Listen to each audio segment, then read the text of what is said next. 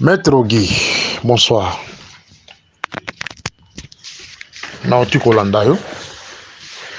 Natangio très bien. C'est bon. Mais notre problème ici est Zamoko. Suspension il y a Bilomba. Na kati ya IDPS, la fonction où il n'y a pas d'occupé.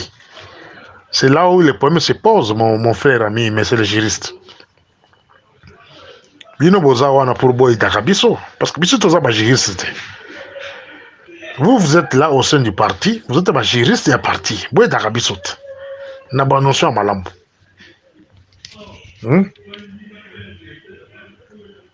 Bilomba appelé comme CP na niveau de présidence. C'est la haute fonction. Automatiquement, perdre poste na yazaki na on a IDPS. Maintenant, je me pose la question, poste d'une va suspendre. Eza ou ya présidence ou bien Eza ou ya IDPS? Réponds à cette question-là. Parce que poste-là au sein de l'IDPS, depuis qu'il a la présidence, ça fait presque 3 ans. C'est supposé qu'il y a un intérimaire là-bas. Et puis une autre question. Est-ce que Marcelin Biloma a été nommé à la présidence comme CP sous recommandation de l'IDPS? Bon, je ne sais pas si une telle recommandation existe. Alors, ceux qui, la plupart des conseillers autour de Félix, ceux qui sont recommandés par la direction politique de l'IDPS. À mon avis, je peux dire non. La plupart des abattus qui na mallette, il y a Félix à partir de Poto. Donc, Bamina intime, comme le Bilomba la consort. Je ne pense pas que Batouana qui est recommandé par Kabouya ou bien par Kabound. Je ne le pense pas. Ici, moi, je peux interpréter que il y a un problème de règlement des comptes. Wana, ils ont une interprétation et ça m'engage que moi. Il y a un problème de règlement des comptes. Je vois un conflit interne entre Bilomba et Kabound. Maintenant, Kabound a zone Simba, côté la fonction Zanango, na niveau parlement, a tché Kakokonaye, CG, Kabound, donc numéro 9. Asala Makambo. Il y a un moment où va suspendre les Bilomba. Raison. Ceux qui vont Bilomba, Batidi Bilomba na justice. Mais ba conseil basé belet. Batanga mina makabo belé. Il faudrait seulement se limiter au niveau conseil à procureur général, ba fournira ba action judiciaire contre ba soupçon on les ko baluka la carte à présidence. Non seulement la présidence, même la carte à gouvernement. Bah au côté Kamine moko wa nini na niveau qui vous connaît. Premier ministre a été cité là-bas. Pourquoi Kabouya n'a pas demandé une action judiciaire là-dessus? Parce qu'il est secrétaire général du parti au pouvoir. Hein, mon frère maître Ogi. Hein? Bah, au tout côté comme mine à or, ceux qui a pétrole, ils ont qui prévu que non, président tout koyoka na bato Qatar, ba ngomba ko zobilo ko ba continuer nango. Mais en dernière minute, nous apprenons que non, before Bisselele, premier ministre et quelques conseils étaient trempés dans cette mamagouille là. Mais tout le monde est placé de sa formule d'unité de ce certain et dans les coïncidences pour qui répond pas quand tout. Il ne faut pas seulement que ça là, autre politique à complaisance. Il y a aussi punir bana na yo moko na nenga mabe mais ce ko ba mususu oyo bazali bana ko ba kabara na ozotika bango. Exemple, il faut alors, dossier Zébélé. Dossier Zébélé. Alors, biso tozo boya, règlement de compte, conflit interne, conflit personnel, ils ont réglé au sein du parti. C'est ce que nous refusons. Tobo Bilokwana.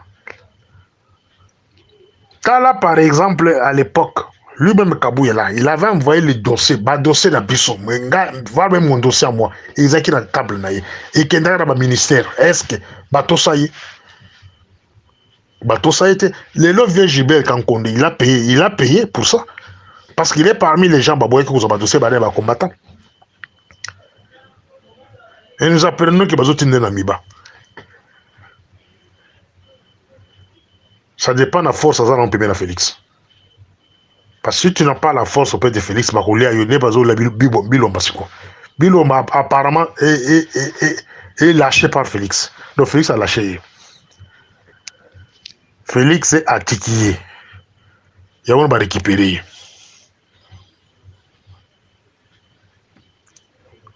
Tokolinga, oh, bakosala na Bilomba, basala na batonsu.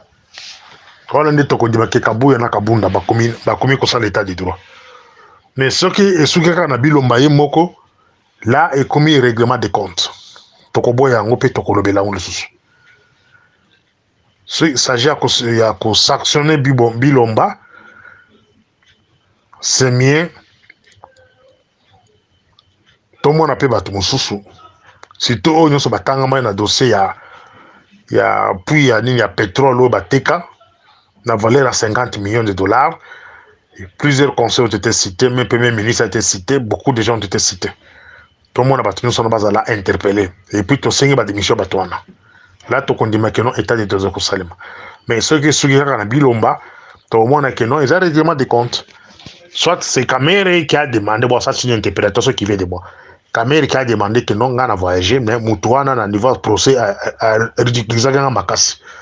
Donc, on a dit comment on a été, ou soit c'est parmi les conditions pour participer Félix, que non, ça va, soit on a tout travaillé bien, mais lui, Marcel peut mener. Dans le sens où on a une interprétation, on a confirmé le quoi. Ah lui, non, ça va, Moutouana, il faut ligne les Kaboul, botier dans les CG Liboso. Alambi pas baba qui le banda na sens wana bon to rejoindre na usus merci. Oui, maître Guy, là qu'il faut comprendre c'est que biso depuis le 24 janvier 2019, date où Félix a prêté serment comme président de la République, rôle na biso ezaka qu'observer. On observe comment le Félix avance. Observation nanga liboso ezaki composition ya cabinet d'ailleurs. Butu tomonaki ba donne échanger. Au lieu que Kamera Zala, Premier ministre ou ministre, tout le monde qui automatiquement a s'accaparé poste ya directeur de cabinet. Tout le monde maître Jean Bouyou, ou a conseil spécial à Kabila en matière de sécurité, na butu on a délogé c'est Béa qui prend sa place. Tout le monde va conseiller et belé au ya Kabila. Qui est entouré de Tshisekedi. Tout le monde John Numbi est celui qui était chargé comme patron en sécurité présidentielle dans l'époque Wada. John Numbi ici, le même John Numbi que vous appelez aujourd'hui tueur, assassin. Il est patron en sécurité à Félix. Une fois, Nanga a proclamé que non, c'est lui le président élu. Le même jour, c'est Numbi qui est allé lui prendre à l'imité pour lui cacher quelque part. Tu vas observer. Chaque samedi, Félix Nakabila se retrouvait en selle. Pour évaluer la situation en pays et qu'on sort. Et c'est Kameri qui lisait à cette époque-là un communiqué, soit disant que les deux hautes autorités dans sens wana c'est-à-dire balinga bamema biso na logique ya ketondi bakabila période wana na Félix comme si bango mibale nde baza kodirige pays erevesaki parce que ezalaki pilule moko elingi akota na bacombattant UDPS te tosala makelele jusqu'à tel point que non FCC cache esa nini ekufi n'est-ce pas toke na union sacrée. Bon, selon interprétation, mais tous en anglais. La carte d'observation d'habitude. Il faut faire attention. Quand moi je parle, la confirmation là comme côté, mais je fais que des interprétations. L'interprétation d'habitude c'est que Kabila comme il est fin politicien, et un garçon très intelligent. Ah, misali zoba, neba kino balobaka. Bozoba liboso mayele sima amisali yuma amibendi sima na FCC na ye ayebisi bato na ye alors bokota na union sacrée. La preuve toujours na kati ya interprétation Kabila kanga parlement atie mboso wana mutu na ye mboso c'est un kabiliste Kabound Kagama na poste non ya premier vice-président Azawana à compte UDPS.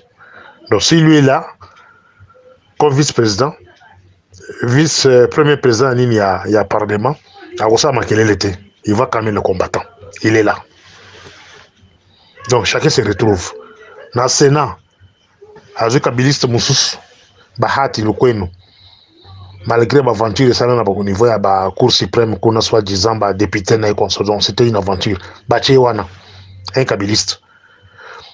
Vous aurez remarqué que non jusqu'à présent Raïs a un contrôle de la situation na armée Mbala c'est son type Azam Moutunaï le chef d'état-major Azam Moutunaï l'autre aussi des opérations Moutunaï renseignement militaire Moutunaï police Moutunaï voire même garde du corps Waza Sima Félix asa garde du corps à Kabila les lots comme komona bato Kabila siko bakasika mine non boyoka ba lubushabo ba lumano consort bango ba ki contrôler Félix sous prétexte que non ba tiki Raïs non papa tout ça ba na mikete hein mon frère Ogi tout ça ba na mikete tout ça qu'on observer tout ça comment on a ndingi situation zo kinde ce qui se cause au banabiso que non vous allez étonner que non en 2023 Kabila côté de l'union sacrée mais c'est ça même l'objectif Kabila côté de l'union sacrée pour bailler ce biso à la fin que non c'est Félix notre candidat il y a union sacrée en ce moment-là il n'y aura pas élection parce que Kabila se sent à l'aise avec Félix comme président. Kabila se sent protégé. Il est à l'aise. Armé. Oh, ils ont un bâtonnet à tika, bah généraux naïe, bah couture on s'allait le comme côté. Et c'est le commandant garde républicain, il y a bah gère. Azamoutou naïe. Hein? Tous ces gens-là, ils ont l'armée, ils ont la police, ils ont la ANR, ils ont la DGM, tous ces gens-là, ils ont battu Kabila tika. Hein? Kabila est à l'aise, il est chez lui. Et là, quand ça à Makassi, ils ont consommé des militants de l'IDPS, donc la plupart, côté naïe. Aujourd'hui, il y a certains militants de l'IDPS, si tu vas là-bas, comment on va à Kabila, comment on va à Kabila, comment on va à Kabila, comment on va à Kabila, Babano ko finga Kabila là bas médias là bas partout mais les lots Kabila combien enfants chéris là bas bref bazo o ya biso moko na katanda ko na biso o ya biso to chaki motema Félix va utiliser contre notre propre volonté. Tu ne peux pas nous dire ici que non. Tout ce que Félix fait, c'est la volonté de la biso. Mais Félix a la volonté de la biso. Félix, c'est quoi la volonté à Kabila na batunaye. Il fait sa propre volonté na ba camarade naye. Il fait la volonté à bateau ba pesa Kabila pouvoir. Ba Rwandais. Donc, biso toko mokotala.